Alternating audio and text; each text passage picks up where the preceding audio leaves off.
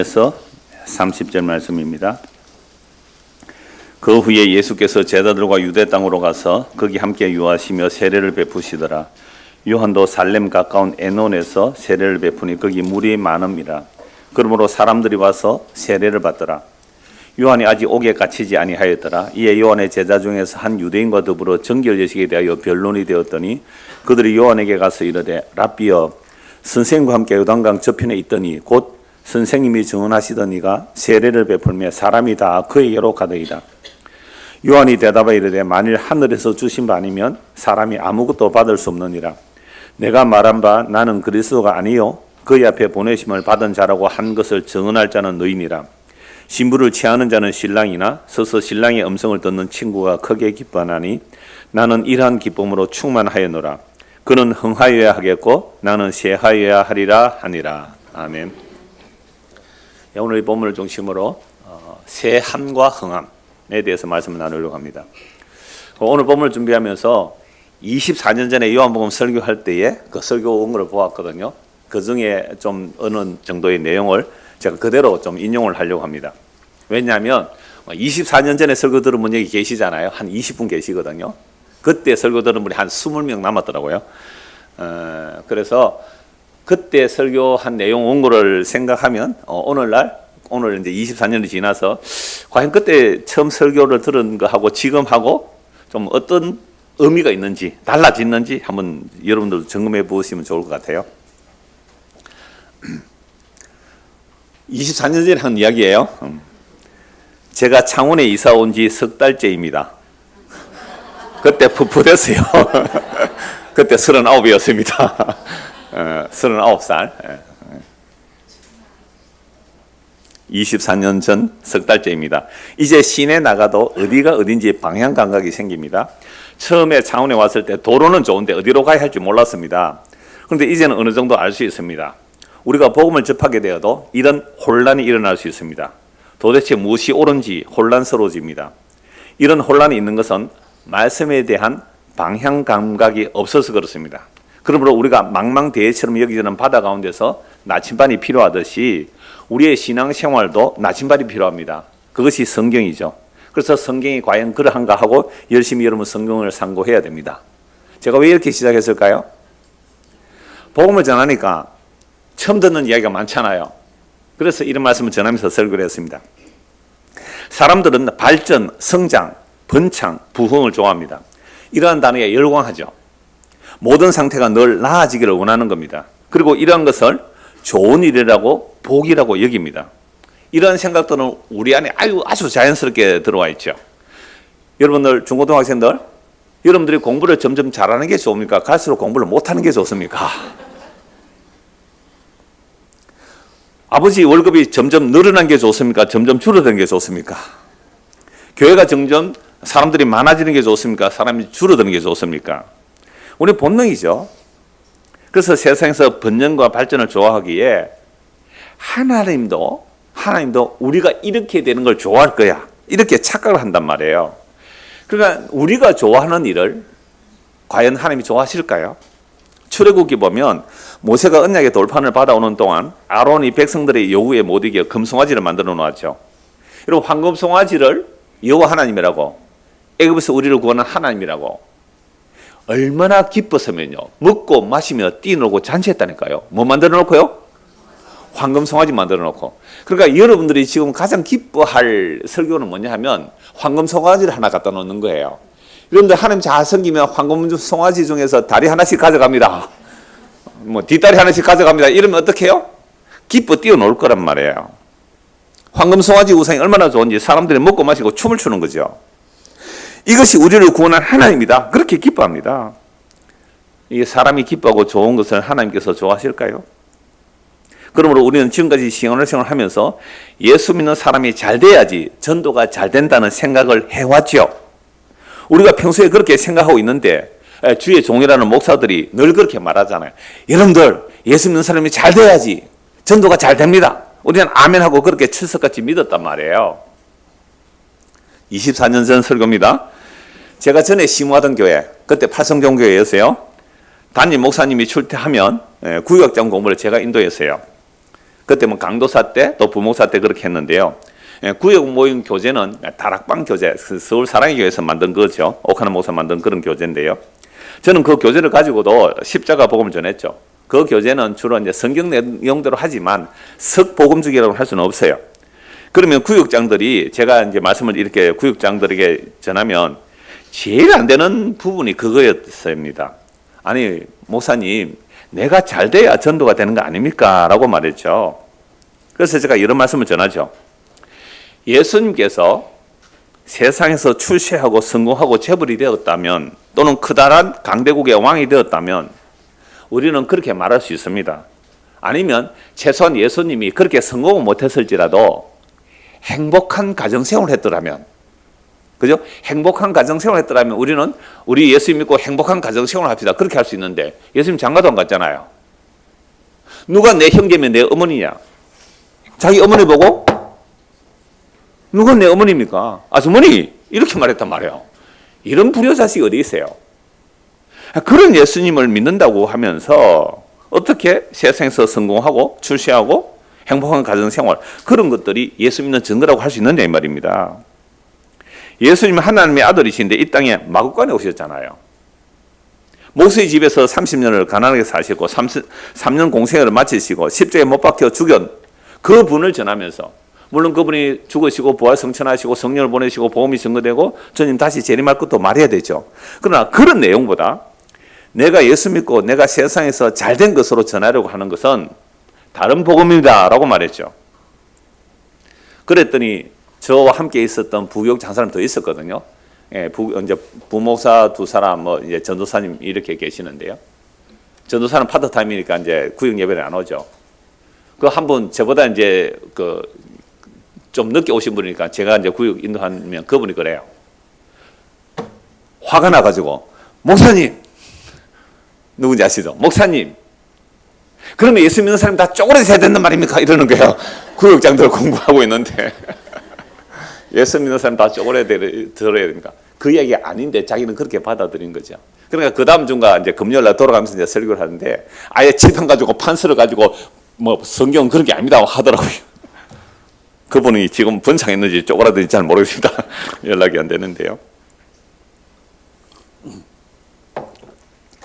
여우도 굴이 있고 참새도 자기 깃들 집이 있는데 인자는 머리 둘 곳조차 없다 하신 그 주님에게 이런 우리가 무엇을 달라고 할까요? 수능 만점을 달라고 할래요? 수능 만점 받아도 천국 못 갑니다. 집을 달라고 해야 돼요? 집을 사도 천국 못 간단 말이에요. 어떤 구역에서 이렇게 찬송 연습을 하고 있어요 지금. 십자가에 시로락이 하나 걸치지 않고 엘리 라마 사박다니 어찌하여 나를 버리시냐니까, 그렇게 죽어가면서 다 이루었다 한 그 예수님 앞에 무엇을 구하고 그 예수님께 무엇을 치장하여 전하겠습니까? 이 예수님을 무엇을 치장하여서 전하겠습니까? 예수님의 그 십자가를 치장하면 할수록 십자가는 가려진다는 사실을 알아야 합니다. 이런 말씀을 드리면 예수 믿는 사람이 잘 사는 일은 사실이 아니냐라고 반박할 수 있죠. 시골에서도 보면요, 참 가난한 사람들이 예수 믿다가 몇 년 지나면 살림이 좀 펴지고 자녀들이 좀 나아지는 경우가 상당히 많아요. 우리 시골에도 그랬거든요.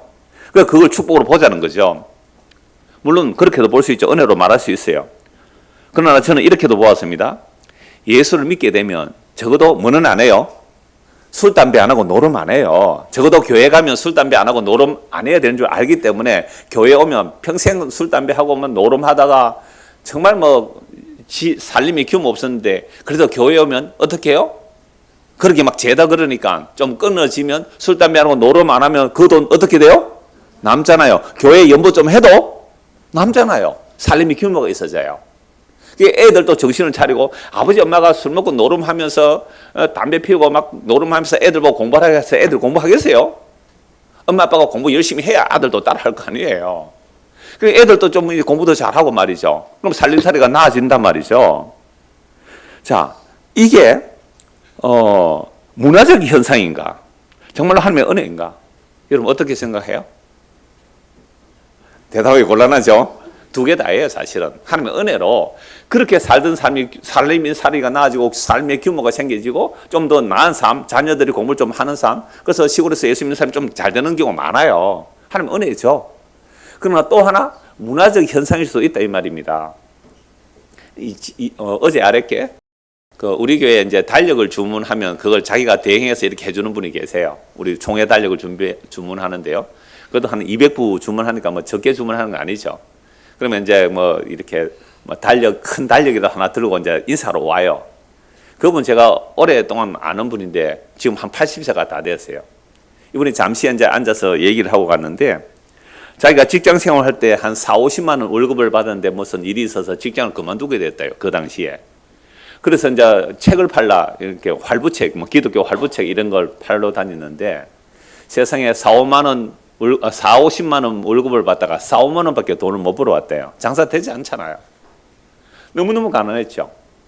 그래서 라면을 사다 갔다 오면 애들이요. 그거 다 먹어버리고 자기는 국물만 좀 마시고 그렇게 살았대요. 4, 5만 원, 5, 6만 원가 어떻게 한 달 몇 식구를 살겠어요.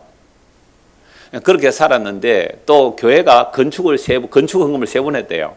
그럼 이제 3번째 건축 헌금 할 때 이분이 이제 안수집사쯤 되었으니까 그때 전세금이 400만 원이었대요. 전세가 400이었는데. 그러니까 이제 작정일이 이제 뭐 몇 달 남았는데 그때까지 기다리려니 그때까지 기다려봤자 어차피 돈은 없고 돈은 없고 부인에게 그렇게 얘기했대요. 여보 우리가 안수집사한테 한 100만 원 정도는 해야 안 되겠나 그랬더니 전세가 얼마요? 400만 원인데 부인이 뭐라 했는지 아세요? 여보 100만 원 안 잡겠어요. 200만 원 합시다. 그래서 200만 원을 먼저 했대요. 뭐 빌려서 했겠죠. 한 달에 뭐 5, 6만 원 버는 그런 상황에서. 그러고 났더니 그 뒤로 얼마 안 있어서 이 활부책을 하는데 막 한 달에 막 1,000만 원, 2천만 원씩 판매하는 거예요. 1,000만 원 팔면 20% 남아요. 얼마예요? 200만 원. 얘야 잘 들어봐라. 별로 관심 없네. 이거 막 부어주시더래요. 막 부어주시더래요. 그래서 뭐 나중에 집도 사고 뭐 이렇게 됐다 그러는데 그러니까 지금도 뭐 활동할 수 있으니까 이렇게 다른 이런 일을 하고 계시는데요. 용품도 하고 이러는데 제가 뭐랬는지 아세요? 그때가 한국교회 사람들이 교회로 몰려오는 마지막 시대였습니다. 그러니까 막 장사가 된 거예요. 그때는 기독교 서점도 잘 됐고요. 막 책도 많이 사보고 그랬어요. 지금은 기독교 서점 거의 문 닫아요.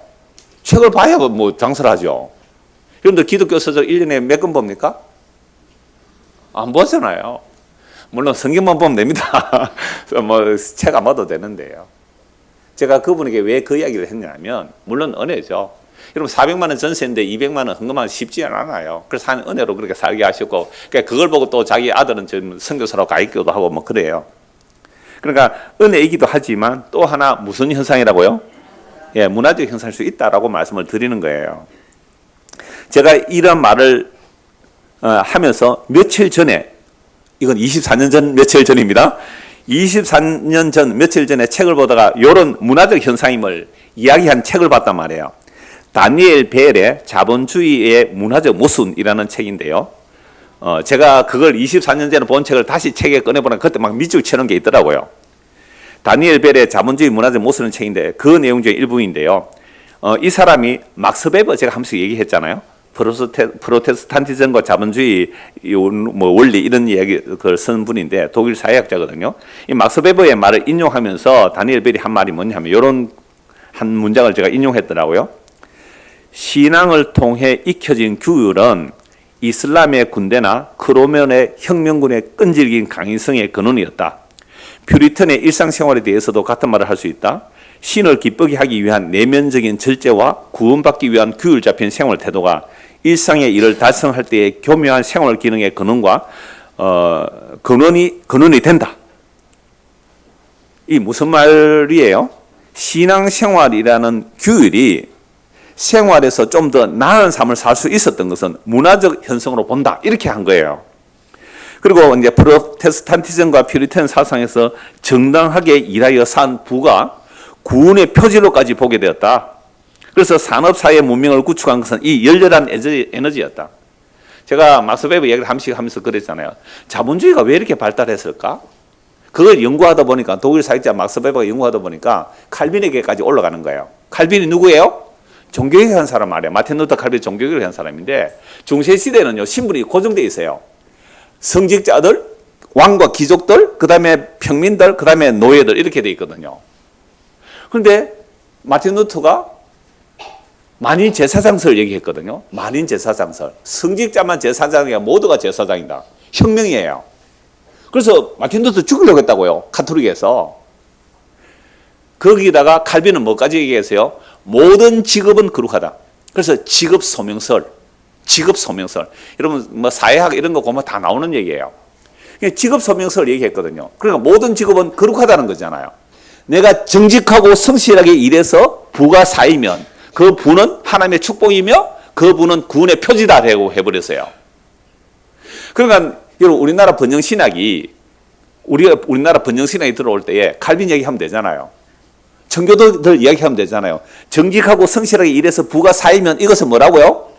하나님이 축복하신 축복의 근거고 심지어 뭐라고요? 구원의 증거가 된다. 그러면 예수 믿고 열심히 일했는데 가난하면 뭐가 안 돼요? 구원 못 받은 것이 되고 이 심각한 문제가 발생하게 돼요. 그래서 이 다니엘 벨이 이제 자본주의 문화적 모순의 이야기를 하면서 그 얘기를 하는 거예요. 그러니까 이 프로테스탄티즘과 퓨리탄 여러분들 조금 전에 이게 막 하니까 막 잠오죠 이 얘기가. 프로테스탄트는 개혁주의라는 말이에요. 저항한다는 뜻이고요. 퓨리탄은 뭐냐면 청교도들이에요. 그러니까 영국에서는 원래 가톨릭이었어요. 그러니까 영국 가톨릭인데 영국이 황제가 영국의 왕이 이혼하고 싶어가지고 법을 바꿔가지고 개혁교회로 만들었거든요. 영국 국교회인데 그러니까 뭐 가톨릭 전통이 많이 남아 있는데 영국 국교회가 있었지만 우리는 청교도라고 한 사람들을 핍박했어요. 그래서 나중에 이 청교도를 퓨리탄이라고 하거든요. 이 청교도들이 힘이 세워지니까 청교도 혁명까지 일어나요. 그러다가 신앙의 자유를 찾아서 간 사람들이 미국으로 갔어요. 퓨리탄들이. 그게 청교도라고 그래요. 미국에 갔는데 이 사람들이 이제 뭐가 발달하느냐 하니까 이 막스 베버가 연구를 해보니까 왜 자본주의가 발달할까? 자본주의가 발달하는 나라는 뭐가 들어갔다고요? 기독교가 들어간 거예요. 그 자본주의가 발달한 거예요. 그 자본주의가 발달한 게 제가 마틴 루터, 칼빈 잠시 얘기했잖아요. 만민 제사장설과 직업 소명설. 그러니까 우리가 성실하고 정직하게 일해서 돈을 벌면 그 돈이 무엇까지 된다고요? 구원의 표지가 된다고. 자, 그러니까 산업, 사회의 문명을 구축한 것은 이 열렬한 에너지였다. 그래서 예수 믿는 사람이 성실히 열심히 일해서 뭐가 돼야 돼요? 부자가 돼야 돼요. 부자 안 되면 구원의 표지가 없어요. 이게 자본주의 원리를 연구했던 막스 베버나 이 다니엘 벨 같은 사람이 그걸 본 거죠. 자, 그래서 프로테스탄티즘은요 종교개혁 사상을 말하는데 그 퓨리탄은 16세기 영국에서 일어나는 프로테스탄트의 한 파입니다. 신앙과 생활에서 엄격한 도덕과 금욕, 순결, 근엄 따위를 중요히 여겼습니다. 제가 이거 24년 전에 한 이야기예요. 기억나십니까? 이들은 박해받았으나 세력이 점차 확대되어 청교도 혁명으로까지 이르게 되었으며 그들 중 일부는 신대륙에 건너가 식민지를 개척하였습니다. 그러므로 자본주의의 꽃이 핀 곳이 미국이죠. 그 히터 좀 꺼주셔도 될 것 같아요. 그런데 미국에서도 이 정신이 오래갈 수 없었습니다. 여러분 자본주의 꽃, 그러니까 성실하게 정직하게 일해서 부가 축적되면 그게 하나님의 축복이고 구원의 표지라고 보았는데 이게 오래 갔을까요? 못 갔을까요? 오래 못 간단 말이에요. 왜 그럴까요? 몇몇 청교도 목사들이 그 존 에드워즈 하는 그런 목사들이 있어요. 청교도 목사들이 부를 자기 쾌락을 위하여 사용하지 말고 하나님과 이웃을 위하여 사용하라고 말했습니다. 부가 쌓이면 뭐 하라고요? 자기의 쾌락을 위해서 사용하지 말고 하나님을 사랑하고 이웃을 사랑하는 일에 사용하라 그랬어요. 칼빈도 그렇게 말했거든요. 그런데 그렇게 됩니까 안 됩니까 여러분들? 옛날에 가난할 때보다 지금 부자가 되었을 때 인심이 더 야박해져요. 왜 그럴까요? 여러분 사람이 돈을 모을 때에 지금은 뭐 단위가 어떻게 되는지 모르죠. 옛날에는 1억이면 굉장히 큰 돈이었거든요. 1억 모을 때까지 힘들어요. 근데 1억 모으고 나면 재미가 점점 더 늘어나거든요. 1억이 딱 모아지면 그때부터 사람이 넉넉해질까요? 더 인색해질까요? 경험해 보셨군요. 그러니까 몇몇 청교도 목사들이 부가 쌓이면 자기의 쾌락을 위하여 사용하지 말고 하나님과 이웃을 사랑하는 데 사용하라고 아무리 강조를 해도 부의 축적이라는 것은 그런 가치관을 무너뜨리고 결국 쾌락주의로 빠지게 되는 일이 자본의 속성이에요. 돈의 속성이에요. 그러니까 오늘날 부가 모든 가치식도의 기준이 되어버린 이런 세상에서 예수님의 십자가의 도를 전한다는 것은요, 진짜로 미련하고 어리석은 일입니다. 이제 오늘 본문을 봅시다. 이 정도까지 했는데 더 많아요. 이보다 훨씬 많이 했는데 제가 왜 그러냐면 복음을 들으려면 좀 서론이 필요하다는 거죠. 그래서 그때 이런 말씀을 드렸더라고요. 나중에 되면 이런 서론 없이 바로 본문으로 들어가도 될 것입니다. 근데 요즘 어떻게 해요? 바로 본론 들어갑니다. 자, 오늘 본문 다시 한번 보시죠. 그 후에 3장 22절입니다. 예수께서 제자들과 유대 땅으로 가서 거기 함께 유하시며 세례를 그러니까 예수님께서 세례를 베푸는 것도 제자들도 세례를 베풀죠. 그러니까 요한도 살렘 가까운 에노에서 이제 세례를 물이 많았습니다. 사람들이 와서 이제 세례를 받는데 이때 요한은 아직 옥에 안 갇혔습니다. 이게 요한의 제자 중에 한 유대인과 더불어 정결 예식에 대하여 변론이 되었죠. 그러니까 정결 예식, 야 요한이 뭐라고 세례 주느냐? 그러니까 네가 그리스도냐? 앞에서 이미 보았잖아요. 나는 그리스도 아니다. 그 너 뭔데라고 하니까 나는 광야에 위치하는 소리다 그렇게 말하죠. 자기는 아니라 그러잖아요. 26절 그들이 요한에게 가서 이르되 라비여 선생님과 함께 요단강 저편에 있던 이 곧 선생님이 정하시는 이가 누구예요? 예수잖아요. 그 예수가 세례를 베풀면 사람이 다 어떻게 해요? 그에게로 가더이다. 그러니까 사람들이 볼 때는 세례 요한이 선배고 예수님이 뭐예요? 후배잖아요. 세상에 보면. 물론 세례 요한은 예수님이 나보다 먼저 계셨다고 하지만 내 뒤에 오는 분이 나보다 먼저 계셨다. 예수님이 선지하신 하나님이라는 말이지만 아니 사람들이 볼 때는 세례 요한의 제자예요. 예수님도. 왜? 세례 요한에게 세례를 받았으니까. 그런데 예수님 세례 요한이 뭐라고 해요? 예수님을 향하여 보라 세상 죄를 지고 가는 하나님의 어린 양이다. 그러니까 요한하고 빌립도 예수님이 가버리잖아요. 그리고 지금은요 누구에게로 더 많이 가요? 예수님에게로. 그러니까 다 그에게 갑니다. 다 그에게 갑니다. 그럼 제가 어느 목사님을 소개했다고 합시다. 야, 그분 참 목사님 잘 전합니다. 라고 소개했더니 그 사람들이 넓은 게 아니고 그쪽 교회로 다 가버려. 그럼 저 기분이 어떨까요? 27절 요한이 대답하여 이르되 만일 하늘에서 주신 바 아니면 사람이 아무것도 받을 수 없다. 이 이야기도 원고인에 옛날에 있었는데 빼버렸어요. 그러니까 그때 제가 신학교 다닐 때였어요. 신학교 다녔을 때 이제 전도사들이 그런 얘기 하죠. 신학생들이. 이야, 그 교회 한번 봐봐. 부산에 어떤 교회 한번 봐봐. 어떤 교회는 40년 동안 목사가 열심히 목회를 했는데 200명밖에 안 됐어. 근데 그 사람은 이 프로그램 도입해서 목회를 하니까 4년 만에 400명이 되어서 24년 전에 그 인용을 했더라고요. 어떤 프로그램을 도입하니까 4년 만에 400명, 40년 만에 200명. 누가 잘한 거예요? 4년 만에 400명이 훨씬 잘했잖아요. 그 얘기를 하는 거예요. 제가 그때도 신학생 때에 뭐라 했냐면 야 그러면 서태지가 오는데 몇만 명 모이더라. 서태지가 오는데 몇만 명 모이더라. 그건 뭐야? 서태지 모르죠? BTS가 오는데 몇만 명 모이더라. 요즘은요 어른들도요 트로트 미스터 트롯 공연하면요 수만 명이 모입니다. 임영웅입니까? 임영웅이 하면요 안표까지 팔려. 안표까지. 그러니까 그렇게 수많은 사람이 모이는 거죠. 그러니까 이제 그 사람들이 말한 게 이 얘기를 이걸 근거로 하는 거예요. 요한이 대답해 이르되 만일 하나님이 주신 바 아니면 사람이 아무것도 받을 수 없다. 사람이 그렇게 많이 모이는 거 보니까 누가 주신 거다? 하나님 주신 거다. 제가 그랬잖아요. 사람 모이는 것이 하나님 주신 것이라면 연예인들이 왔을 때 사람 많이 모이는 건 뭐냐? 이렇게 내가 대질문했죠. 근데 데살로니가서의 말씀해 보면 뭐라고요? 하나님께서 진리의 사랑을 받지 못하여 멸망받을 자들을 그들에게 보낸다고 말씀하셨거든요. 여러분 신천지가 뭐라고 말하는지 아세요? 한기총은 자꾸만 교회가 줄어들잖아요. 교인들이 줄어들어요. 뭐 목사들 스캔들, 뭐 온갖 이야기들 다 이야기하면서 그들은 설교할 때요. 한기총 목사들 쉬고 딱 나와가지고 요게 틀렸잖아요 하면서 성경 딱 들이댄다고요. 유명한 뭐 한국의 목사들 들이대가 탁탁탁 인용해요. 그러니까 봐라 한기총 목사들 다 틀렸고 우리 신천지가 참 진리를 전하니까 그래서 사람들이 이렇게 많이 몰려오지 않느냐.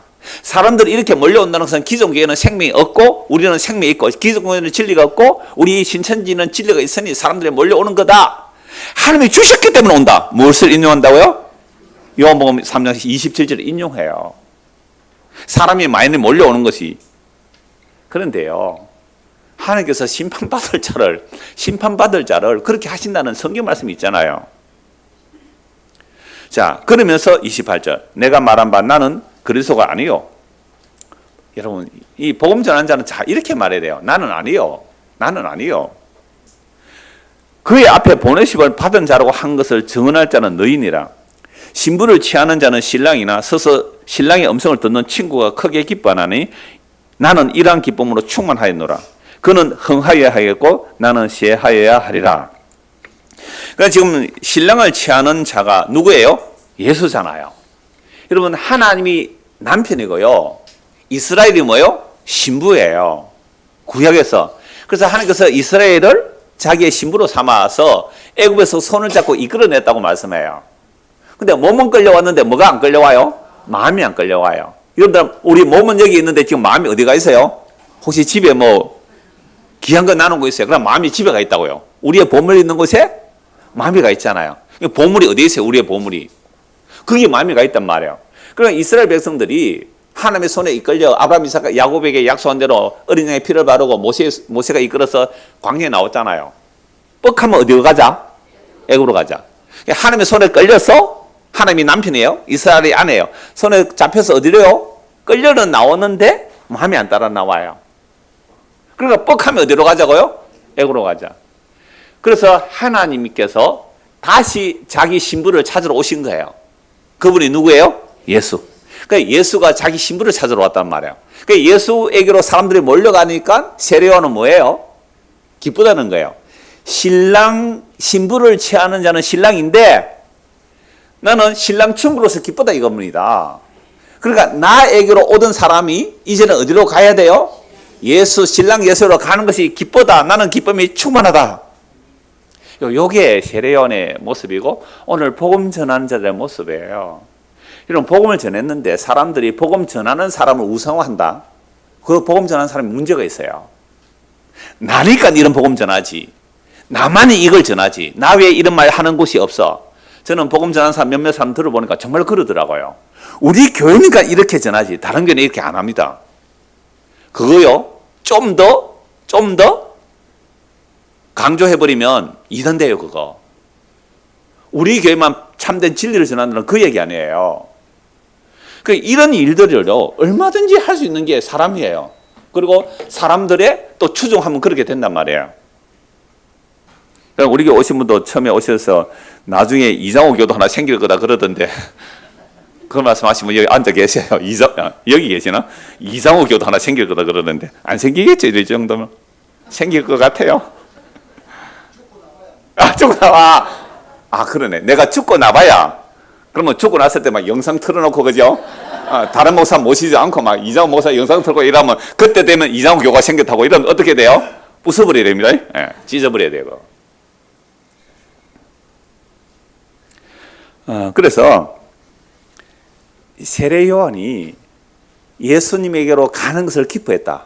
세례요한이 신랑이 왔다는 신랑. 신랑이 신부를 취하는 건 마땅하잖아요. 그러니까 바울 사도는 중매쟁이라 그랬잖아요. 여러분들을 정결한 처녀로 예수라는 신랑에게 소개하는 역할입니다. 중매쟁이라는 말이에요. 근데 중매쟁이가 신부를 갖다가 신랑에게도 안 넘기고 지가 차지하면 이거 뭐예요? 도둑놈이죠, 이게. 아니, 신부를 신랑에게 소개해야 되는데 신랑에게 갈 신부를 지가 차지해요. 이게 전부 이단들이에요. 제가 24년 전에 했을 때에 그런 이야기를 원고를 좀 써놨는데 뭐라냐면, 어떤 이단이냐면요, 통일교 한번 보십시오. 예수님의 십자가는 여기 있네요. 자, 예수님의 십자가 죽은 것이 실패한 것으로 보는 이단이 통일교잖아요. 영혼은 예수가 구원했지만 육신은 구원 못했다. 그래서 피가람의 결혼식을 해야 된다. 그리고 문성명이가 그래서 얼마나 세계적으로 사람 많이 모았어요. 반쪽짜리 구원이라 그랬잖아요. 근데 문성명이 어떻게 해요? 죽었어요. 그럼 통일교 없어졌나요? 안 없어졌죠. 모든 이단의 특징은 예수님의 십자가 능력만으로 부족하다고 하는 거죠. 그러므로 예수님을 반쪽 구원으로 여기고 특별한 인물들, 즉 성경에서 나오는 뭐 새벽별이다, 두 감람나무다, 아침빛이다, 이런 어떤 인물을 추종하게 만들죠. 이게 문선명이었죠. 통일교. 그 다음에 박태선 죽었죠. 정명석이 감옥에 갔잖아요. 모닝스타 아닙니까? 모닝스타. 정명석이 감옥에 가 있잖아요. 한 40년 받았을걸요. 이만희 곧 죽을 겁니다. 두고 보십시오. 안 죽는 치. 안정희도 이제 죽었어요. 이런 이단들만 아니죠. 수많은 이단들이 나왔는데요. 이들만 이단이 아니에요. 예수님의 십자가만이 구원의 능력이 되는데 무언가 다른 것을 자꾸 보태려고 하면 그게 바로 이단이란 말이죠. 자, 그래서 오늘 보면 이제 30절을 다시 보십시오. 그는 흥하여야 하겠고 나는 뭐예요? 쇠하여야 하리라. 제가 사실 오늘 이 원고를 세 번째 준비를 했어요. 처음에 24년 전 그대로 읽으려고 하다가 이건 안 됐다. 두 번째 좀 손을 봤다가 이건 아니다. 세 번째 다시 한 게 오늘 이제 설교 결론이에요. 한 15분 정도 이 말씀을 나누려고 하는데요. 그는 흥하여야 하겠고 나는 뭐예요? 쇠하여야 한다. 이게 무슨 뜻일까? 이게 무슨 뜻일까? 여러분, 세례 요한 자신은 쇠하여야 하고 예수님은 흥하여야 한다는데요. 세례 요한은 구약의 뭐예요? 마지막 선지자잖아요.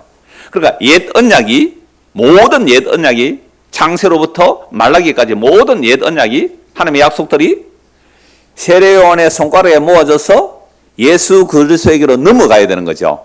그러니까 세례 요한이 쇠한다는 것은 구약이 쇠하여져야 되는 거죠. 모든 구약이 허물허물 녹아져서 그죠? 예수 그리스도 들어가 버려야 된다 이 말입니다. 그래서 제가 이 설교 온 걸 다시 준비했는데요. 구약의 모든 성경이 세례 요한의 손가락에 모아져서 예수를 가리키죠. 보라, 세상 죄를 지고 가는 하나님의 어린 양이다. 그러므로 모든 율법과 성전과 제사 제도와 날과 달과 절기와 함께 모든 옛 언약들이 쇠하여지고 낡아지고 해체되어 어디로요? 예수 그리스도 안에 수렴되어 완성되는 것. 이게 새 언약이죠. 자, 예레미야 31장 한번 보십시오. 예레미야 31장 31절입니다. 새 언약 기억하기 위해서 뭘 기억하자고요? 3.1절 3.1절 그럼 딱 기억 나옵니다. 예레미야 31장. 근데 그게 이사야인지 예레미야인지 모르면 곤란하겠죠. 예레미야 31장. 그래서 또 기억하기 쉬운 것은 예레미야 선지자는 뭘 목격해요? 예루살렘의 멸망을 목격해요. 나라가 완전히 망할 때 율법을 받은 이스라엘 백성들이 완전히 망하는 것. 예루살렘이 성전이 파괴되고 바벨론 포로 잡혀가잖아요. 율법 받은 민족이 망해요. 선지자들을 받은 민족이 망해요. 제사장 있는 나라가 망해요. 날고 달고 절기를 지키는 나라가 망해요. 왜 망했을까요? 왜 망했을까요? 인간은 하나님의 율법을 지킬 능력이 없기 때문에 그렇습니다. 그래서 완전히 망해버려요. 완전히 망할 때 그걸 목격한 예레미야 선지자가 하나님의 영에 의하여 새 언약을 예언해요. 새 언약을 31절 여호와의 말씀이니라. 보라, 날이 이르느니 내가 이스라엘 집과 유다 집에 뭘요? 새 언약을 맺으라. 왜요? 옛 언약으로 안 되니까. 그럼 옛 언약 왜 주셨어요? 인간은 스스로 구원에 이를 수 없다. 이걸 보여주기 위해서. 그런데도 바벨론 포로에서 돌아와서 또 율법 지키는 인간들은 율법의 의로 흠이 없다는 자들이 뭘 했어요? 예수를 죽이잖아요. 그래서 새 언약을 맺는데 이 언약은 내가 그들의 조상들의 손을 잡고 애굽 땅에 인도하여 내던 날에 맺은 것과 같이 아니할 것은 내가 그들의 뭐가 되었어요? 남편이 되었어도 그들이 내 언약을 깨뜨렸습니다. 여호와의 말씀이니라. 지금 세례 요한이 뭐라 그래요? 나는 무엇으로 기쁘다? 신랑의 친구로 기쁘다. 구약의 모든 그리스도에 임한 선지자들은 메시아를 증언한 사람들이거든요. 오실 그리스도를 바라본 사람이에요. 그럼 이제 드디어 신랑이 온 거예요. 새 언약을 이루러 진짜 남편이 왔다는 거예요. 진짜 남편. 누구예요? 예수. 그리고 요한복음 3장이 끝나면 4장에 그 진짜 남편이 그 안에 남편이 6이나 있었던 그 여인, 사마리아 여인에게 가서 내가 네 진짜 영원한 남편이야 라고 그 아내를 부르러 왔단 말이에요. 이 요한복음이 예수님이 어떤 일을 이루셨는지 정말 놀랍게 설명해요. 그래서 세례 요한은요, 구약의 그 남편, 진짜 하나님, 그 하나님이 남편인데 그 남편이 자기 아내를 맞이하려고 왔다. 근데 그 아내들은 어떤 자들이 그리스도인 아내가 돼요? 율법의 의로 흠이 없다는 자들이 아니에요. 세리와 죄인과 창기들이란 말이에요. 어떻게 장녀가 신부, 그리스도의 신부가 돼요? 완벽한 그리스도의 신부가 되느냐 말입니다. 아까 지사님 기도했잖아요. 창세전에 그리스도 안에서 약속하신 그 약속은 성령을 보내셔서 우리를 불러내시고 예수 그리스도의 핏부림을 위하여 우리가 선택받았어요. 여러분, 창세전에 하나님이 우리를 택한 것은 우리에게 수능 만점 주려고 택한 게 아니고, 멋진 집 사라고 준 게 아니고, 세상에서 성공해서 부자 되라고 우리를 택한 게 아니고, 뭘 얻기 위하여? 예수 그리스도의 핏부림을 얻기 위하여 택하셨어요. 성부성자 성령의 일하심에 베드로서 1장 2절에 다 나와요. 여러분, 예수님의 피는 생명입니다. 그 피는 전부예요. 하나님의 생명을 우리에게 다 주신 거예요. 그 핏부림을 입은 자들은 점도 티도 없이 완벽하게 의로운 신부라 그래요. 어제 도둑놈이라도 괜찮다고요. 십자가에 죽는 강도라도 괜찮아요. 예수의 핏부림이 점도 티도 없이 완벽하게 그리스도의 신부로 만들어낸다 이 말입니다. 막달라 마리아 장녀 괜찮아요. 몸 팔던 장녀였어요. 예수 그리스도를 믿음으로 완벽하게 점도 티도 없는 그리스도의 정결한 처녀요 신부로 만들어내는 능력이 그리스도의 핏부림에 있습니다. 저는 이것 때문에 설교해요. 저도 엄난한 고멜과 같은 자 아닙니까? 우리의 마음의 생각과 계획들이 어떠한지 여러분들 몰라요. 주님의 성령께서 기록된 말씀을 통하여 보면요, 이 안에 있는 죄들은 전부 나의 죄. 그러면 나는 예수님의 십자가 피 외에는 자랑할 게 없고 증거할 게 없는 사람이에요. 그래서 다시 보십시오. 이 언약은 내가 그들의 조상들의 손을 잡고 애굽 땅에서 인도하여 내던 날에 맺음같이 아니할 것은 내가 그들의 남편이 되었어도 그들이 내 언약을 깨뜨렸습니다. 여호와의 말씀입니다. 이스라엘 백성들이 하나님의 품에 안겨왔잖아요. 그죠? 하나님의 품에 안겨왔다고요. 구름기둥, 불기둥의 보호를 받았단 말이에요. 성부와 성령의 보호하심을 입고 나왔단 말이에요. 깨어진 반석에서 물을 마셨어요. 생명수를 마시고 왔어요. 예수님이 하나님의 남편이신 하나님의 품에 안겼어도 마음은 어디가 있다고요? 애굽에 가 있어요. 마음은 다른 남자를 생각하고 있었단 말이에요. 신랑 품에 안겼어도 마음이 다른 남자를 생각하고 있단 말이에요. 이게 음행이라 간음이라 그래요. 우리가 이 땅에 살면서 예수라는 신랑을 믿고 사는데 예수 신랑보다 더 다른 것을 사랑하면 그게 바람 피우는 거예요. 그게 음란이에요. 그게 간음이에요. 뭘 세상에 간음한 그런 것도 간음이잖아. 그것보다 더 간음이 뭐예요? 거룩하고 경건하게 나는 하나님 앞에서 잘 살았다고요. 그런데 예수라는 신랑 외에 다른 것을 더 사랑하죠? 너 지금 음행하는 거야. 너 간음하는 거야.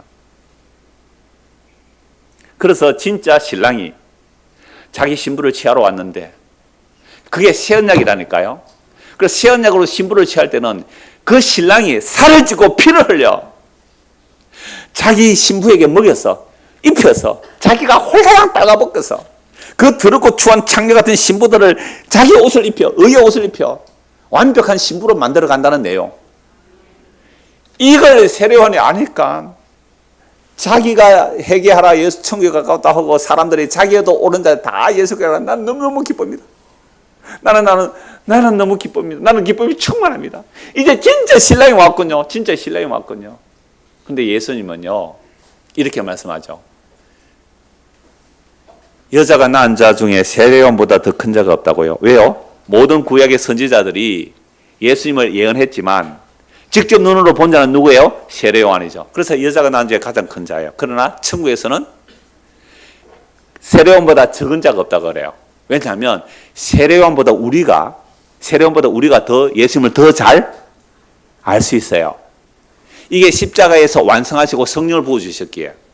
물론 구약의 그리스도의 영이 임한 자들도 성령 임한 자들이지만 그 십자가 이전에 성령 임하여 십자가를 바라보게 한 것이고요. 우리는요 십자가에서 다 이루셔서 성령을 받았기 때문에 우리가 훨씬 세례요한보다 더 깊이 예수를 알 수 있어요. 세례요한보다 더 큰 자라는 개념은 이런 개념이에요. 천국에서 높다 낮다는 개념이 아니에요. 그런 건 없어요 천국에서. 그래서 이 역사 속에서 살면서 우리가 세례요한의 기쁨보다 더 큰 기쁨이 있어요. 세례요한은 지금 세하여 가요? 흥하여 가요? 세하여 가요. 세하다가 목 잘려 죽어요. 근데 기쁨이 뭐라고요? 충만하대요. 왜? 누구를 만났으니까? 예수 신랑 봤으니까. 그 얘기를 하는 거예요. 그래서 내 언약 깨뜨렸어라. 3절. 그러나 그날 후에 내가 이스라엘 집과 맺을 언약은 이러하니 내가 나의 법을 그들 어디에 둔다고요? 속에 두고. 법이 우리 안에 들어온다는 말은 예수님이 십자가에 죽으시고 부활 성천하셔서 성령을 우리 안에 부어주시는 거예요. 성령이 우리 안에 온다는 말이에요. 구약에서는 위에 있어요. 위에. 신약에서는 안에 오세요. 하나님의 성령이 구약에서는 위에 바깥에, 신약에서는 우리 안에 온다고. 안에. 이제 내가요 바람을 피워도 주님이 안 떠나고 내 안에 계시는 거예요.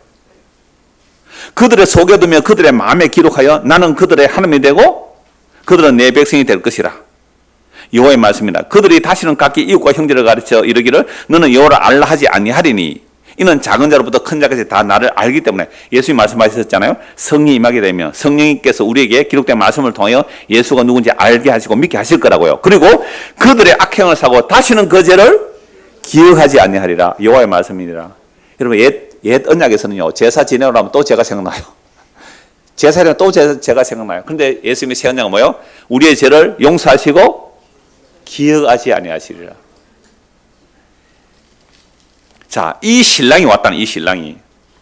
그래서 이 신랑이 오셔서 하시는 일을 몇 곳에서 말씀을 보겠습니다. 하나, 둘, 셋. 세 곳 보고 말씀 마무리할게요. 그냥 말씀 읽기만 하도록 하겠습니다. 히브리서 8장입니다. 히브리서 8장 10절입니다. 히브리서 8장 10절.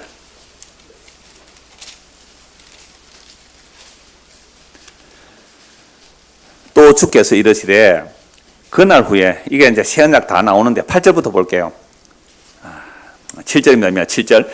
첫 언약이 무음하였더라면 둘째 것을 요구할 일이 없었으니, 옛 언약이 흠이 없었다면 둘째 것 새 언약을 요구할 일이 없었으니와 그들의 잘못을 지적해 말씀하시되, 이게 예레미야 방금 읽은 내용이죠.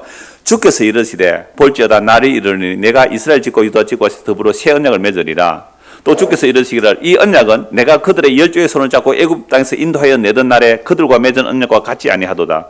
그들은 내 언약 안에 머물러 있지 아니하므로 내가 그들을 돌보지 아니하노라. 또 주께서 이르시고 그날 후에 내가 이스라엘 집과 맺은 언약은 이것이니 내 법을 그들의 생각에 두고 그들의 마음에 이것을 기록하리라. 나는 그들에게 하나님이 되고 그들은 내게 백성이 되리라. 언약의 내용은 같아요. 하나님 우리의 하나님 되고 우리가 그의 백성 되고, 하나님이 우리의 남편이 되고 우리가 그의 아내가 되는 이 언약의 내용 같단 말이에요. 자, 그런데 옛 언약으로 안 되고 새 언약으로 한다는 것을 구약에서 이미 말씀하고 있죠. 또 각각 자기 나라 사람과 각각 자기 형제를 가르쳐 이르기를 주를 알라 하지 아니할 것은 그들이 작은 자로부터 큰 자가 다 나를 알미라. 내가 그들의 불의를 긍휼히 여기고 그들의 죄를 다시 기억하지 아니하리라 하셨느니라. 라고 히브리서 기자가 구약 새 언약을 인용하면서 13절을 같이 읽읍시다. 시작. 새 언약이라 말씀하셨으니 첫 것은 낡아지게 하신 것이니 낡아지고 새하는 것은 없어져 가는 것이라. 아하.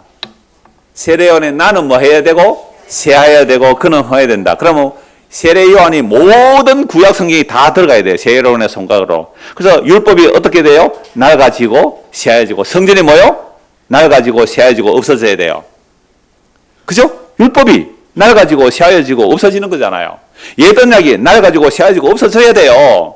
그래서 세례요한의 손가락 모아져서 다 그들이 낡아지고 새해지고 없어져서 어디로 쑥 들어가 버려요? 예수 안으로. 그래서 예수님이 뭐라고 해요? 십자에서 다 이루었다. 제가 이것 때문에 설교를 다시 준비했어요. 미리 설교 옛날에 온 거 보고 대충 하면 쉽거든요. 그렇게 해놓고 야 이번에 설교 빨리 마쳤다 좋았는데 이 말씀 보다가 야 다시 하자. 이거예요. 세함과 흥함이 24년 전과 24년 후에 세함과 흥함이 이렇게 달라졌어요. 그때는 단지 세상에서 흥함을 복으로 여기지 말고 그리스도 안에서 세함이 진짜 영원한 생명이야 요 정도 했는데요. 이제 좀 24년 만에 조금 달라진 게 요거예요. 아하, 세례요한이 세한다는 것은 세례요한 자기 자신이 세하여짐보다도 모든 구약 성경이 세하여지고 낡아지고 없어지는 거구나. 그래서 세례요한이 예수님을 가리켜서 예수님이 그 모든 구약성을 자기 안에 다 받아들여서 뭐라고요? 다 이루었다 해버렸잖아요. 그게 세함이더라고요. 세함. 그런데 어떻게 십자가 이후에 또 인간의 어떤 율법적 행위들을 제시할 수 있느냐 이 말입니다. 그게 이단들의 특징이라 그랬죠. 골로새서 2장 보십시오. 골로새서 2장 6절에서 19절입니다. 다 말씀드린 내용이니까 그냥 읽기만 할게요. 그러므로 너희가 그리스도 예수를 주로 받았으니 그 안에서 행하되 그 안에 뿌리를 박으며 시험을 받아 교훈을 받은 대로 믿음에 굳게 서서 감사함을 넘치게 하라. 누가 철학과 헛된 속임수로 너희를 사로잡을까 주의하라. 이것은 사람의 전통과 세상의 초동함을 따르며 그리스도를 따름이 아니니라. 그 안에는 신성의 모든 충만이 육체로 가시고 너희도 그 안에서 충만하여졌으니 그는 모든 통치자와 근세의 머리시라. 또 그 안에서 너희가 손으로 하지 아니한 할례를 받았으니 곧 육의 몸을 벗는 것이요 그리스도의 할례니라. 너희가 세례로 그리스도와 함께 장사되고 또 죽은 자들 가운데서 그를 일으키신 하나님의 역사를 믿음으로 말미암아 그 안에서 함께 일으키심을 받았느니라. 또 범죄와 육체의 무할례로 죽었던 너희를 하나님이 그와 함께 살리시고 우리의 모든 죄를 사하시고 우리를 거스르고 불리하는 법정으로선 정수를 지우시고 제하여 버리사 십자가에 못 박으시고 통치자들과 권세들을 무력하여 드러내어 구경거리로 삼으시고 십자가로 그들을 이기셨느니라. 여러분 14절 다시 볼까요? 우리를 거스르고 분리하는 법조문이 어떻게 해요? 지우고 제하여 버리고 십자가에 못 박았다. 히브리서는 어떻게 해요? 낡아지고 새하여지고 없어지는 거라 그랬잖아요. 어디서요? 십자가에서. 그러므로 먹고 마시는 것과 절기나 초하루는 안식을 이유로 누구든지 너희를 비판하지 못하게 하라. 왜 안식 안 지켰느냐고 비판하지 못하게 하라. 이것들은 장래일에 뭐요? 그림자이나 몸은 그리스도의 것이니라.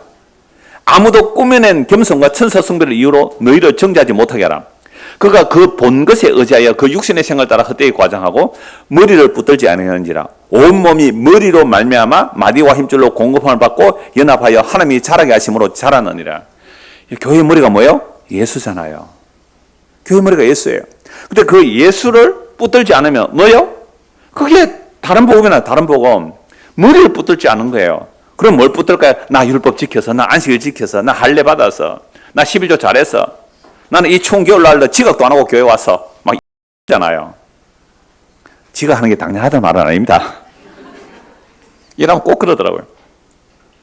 그러니까 우리가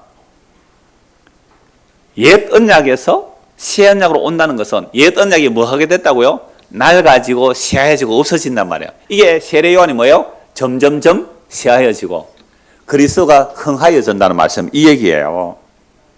한 것도 보고 마무리할게요. 베드로전서 1장입니다. 베드로전서 1장 1절에서 12절 말씀인데요.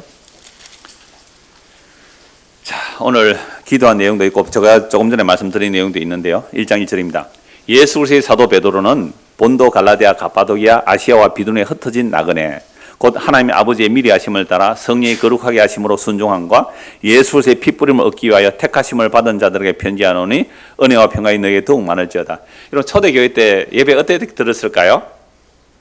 교회 왔어요? 거기 어떤 장로가 있어요. 그러면 자 오늘은 베드로 사도가 보낸 편지를 읽겠습니다 하고 이렇게 베드로 사도가 전한 편지를 읽어주는 거예요. 그러면 그 편지를 듣는 사람들 다 뭐해요? 아멘 아멘 하고 그렇게 했단 말이에요. 오늘은 히브리서를 읽겠습니다 이러는 거예요. 설교가. 그래서 2절 하나님 아버지 미리 아셨어요. 성령이 거룩하게 하심으로 순종하게 하셨어요. 누구를요? 예수를 믿게 하셨단 말이에요. 뭐 하려고요? 예수 그리스도의 피뿌림을 얻기 위하여 택하심을 받은 자들에게. 그럼 지금 예수 믿다가 핍박 당해서 쫓겨나고 고향에서 쫓겨나고 이곳저곳에서 유대인들에게 핍박, 이방인들 핍박, 그래서 흩어진 나그네, 그 힘들고 어렵고 사는 자들에게 무슨 위로를 해요? 하나님 아버지 미리 아시고 성령을 보내셔서 우리가 예수를 믿게 된 것은 예수 그리스도의 피뿌림을 얻게 되었습니다 라는 말을 들을 때에 갑자기 뭐가 나온다고요? 은혜와 평강이 있으면 성도예요. 우리의 삶의 정황이 어떠할지라도 지금 대학에 떨어지고 취직은 안 되고 결혼하고 싶은데 아직 눈이 높아서 결혼 못하는 게 많아요. 대부분 딱 결혼도 안 하든지 못하든지 하여튼 어떻게든 내 인생 왜 이럴까, 우리의 삶이 왜 이럴까. 그 삶의 정황 여러분 사치예요. 사치. 그 정도는 진짜 고난에 비하면 사치라고요. 초대교회 때 성도들이 흩어진 나그네들, 목숨이 경각간에 달린 이들에게 이 복음은요 뭐가 나와요? 은혜와 평강이에요. 은혜와 평강. 그러니까 갑자기 찬송이 터져 나와요. 3절 우리 주 예수 그리스도의 아버지 하나님을 찬송하리로다. 그의 많으신 긍휼대로 예수 그리스도를 죽은 자 가운데서 부활하게 하심으로 말미암아 우리를 거듭나게 하사 산 소망 있게 하시고, 여러분 예수를 믿으면 우리가 거듭나요. 영혼이 거듭나요. 산 소망이, 살아있는 소망이 있어요. 4절 읽읍시다. 썩지 않고 더럽지 않고 새하지 않은 유업을 있게 하시나니 곧 너희를 위하여 하늘에 간직하신 것이라. 여러분 율법도 낡아지고 새하여지고 없어지는데, 낡지도 않고 썩지도 않고 새하지 않는 게 뭐라고요? 예수 그리스도의 핏부림을 입은 거예요. 새하늘과 새 땅이에요. 하늘에 간직된 거예요. 그래서 너희는 말세에 나타내기로 예비하신 구원을 얻기 위하여 믿음으로 말미암아 하나님의 능력으로 보호심을 받았느니라. 그러므로 너희가 이제 여러 가지 시험으로 말미암아 잠깐 근심하게 되지 않을 수 없으나 오히려 크게 기뻐하도다. 이런 잠깐 근심이 있지만 한 7, 80년요? 기뻐한다는 거예요. 누가 기뻐했어요 아까? 세례요한이 누구를 보고요? 예수를 보고. 자기는 뭐 하고 있어요? 새하여 가는 거예요. 좀 있으면 목 잘려 죽어요. 여러분 오늘 저와 여러분들이 새하여 가요. 한 해 이제 몇 달 안 남았어요. 막 사람들 슬퍼해요. 나이 늙어간다고. 여러분 예수 믿는 사람은 하루 늙어가면 뭐요? 하루 더 기쁨이에요. 우리의 구원이 어제 믿었을 때보다 오늘 하루 더 가까워졌잖아요. 그러니까 나이 하루 한 살 더 먹는 게 뭐요? 기쁨이에요. 주름 살아 늘어나는 게 기쁨이에요. 전에보다 몸이 흔들흔들 하는 게 감사해요. 주여 새하여 가군요. 감사합니다. 점점 새하여져서 예수 안으로 속 들어가게 해주십시오. 이게 세례요한의 기쁨의 충만인데 우리는 세례요한보다 더 기쁨을 가진다고요. 새하여 갈지라도. 우리 중고등 학생들에게 미안합니다. 근데 여러분들도 새하여 가요. 좀 더 나이 들어보세요. 새하여 가요. 그런데 예수 안에서는 썩지도 않고 더럽지도 않고 새하지 않은 유업을 있게 하시나니 너희를 하늘에 간직한 거예요. 그래서 잠깐 근심하나 크게 기뻐해요. 너희 믿음이 확실하면 불로 인간에도 없어질 금보다 더기하여 예수 그리스도께서 나타나실 때 칭찬과 영광과 존귀를 얻게 할 것이라. 예수를 너희가 보지 못하였으나 사랑한도다. 이제도 보지 못하였으나 믿고 말할 수 없는 영광스러운 즐거움으로 기뻐하니 믿음의 결국 곧 영혼의 구원을 받음이라. 이 구원에 대하여는 너에게 임할 은혜를 예언하는 선지자 영과 부지런히 살펴서 그에게 모든 선지자 부지런히 살펴서 누구에게 모아져요? 세례요한에게 가서. 세례요한에 가서 손가락으로 예수를 딱 가리키잖아요. 자기 속에 계신 그리스도의 영이, 구약의 모든 선지자는 그리스도의 영에 의하여 오실 그리스도와 그 고난과 후에 바칠 그 영광, 십자의 죽음과 부활과 성천, 재림의 그 모든 영광들을 누구를 또한 어떠한 때를 지시한지 상관이라. 이 섬긴 바가 자기를 위한 것이 아니요 너희를 위한 것임이 계시로 알게 되었으니 이것은 하늘로부터 보내신 성령을 힘입어 복음을 전하는 자들로 이제 너희에게 알린 것이요 천사들도 살펴보기를 원한 것이라. 오늘 우리가 듣는 이 복음이요 천사들도 몰랐던 복음이에요. 창세전에 하나님께서 그리스도를 택하신 자들에게 성령을 보내셔서 예수 그리스도의 핏부림을 얻게 하여 예수 그리스도의 완벽한 신부로 만드는 이 내용을 누구도 몰랐다고요?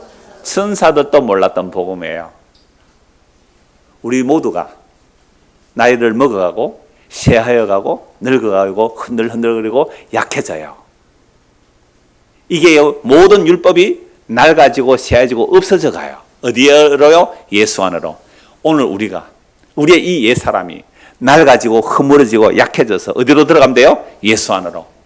그래서 그리스도와 함께 죽었고 그리스도 안에 있는 자들은 그리스도와 함께 살아나서 하늘에 앉혀졌는데요. 우리 주 예수 그리스도 나타나실 그때에 다시는 쇠하지 않는 몸, 다시는 늙지 않는 죽지 않는 그리스도의 영광의 몸을 더 입게 될 거예요. 그러면 그 예수를 우리가 눈에 보지 못하면 믿고 사랑하는 거죠. 주님 보고 싶어요. 신부 여기 있어요. 그리스도의 의의 옷을 입고 주님 오시를 기다리며 살아가는 자들, 이런 자들은 늙고 시암 연말이 우울하거나 슬프거나 짜증나는 게 아니고 주여 주름살 하나 더 늘어서 감사합니다. 흰머리가 좀 더 생겨서 감사합니다. 육신이 연약해감이 감사합니다. 새하여 감으로 그리스도가 내 안에 온전한 생명이 되어짐을 감사합니다. 이렇게 살아가는 우리 모두가 되기를 소원합니다. 기도합시다. 하나님 아버지, 세례요한이 나는 새하여야 하고 그는 흥하여야 된다고 말씀했습니다. 모든 율법을 마무리한 그 세례요한 손가락에서 율법이 새하여지고 낡아지고 없어져서 그리스도에게로 수렴되어 버리듯이 오늘 우리가 이 땅에 태어나서 살면서 우리도 다 늙고 병들고 쇠하여 갑니다. 그러나 우리 안에 생명이 담겼다면 예수 그리스도 안으로 들어가는 것이 영원한 생명에 들어가는 것이오니 이 기쁨, 이 감사를 가지고 늙어가고 힘들어 약해질수록 오히려 감사하는 삶이 되도록 이 기적을 맛보며 살 수 있도록 주의 성령께서 우리 안에 진리의 말씀으로 날마다 인도하여 주시옵소서. 특별히 우리 중고등 학생들 힘들고 어려운 삶의 상황 가운데서도 예수 그리스도의 복음으로 인하여 넉넉하게 담대하게 이겨나갈 수 있도록 은혜 베풀어 주옵소서. 예수 그리스도를 받들어 기도드리옵나이다. 아멘. 485장 찬송합니다.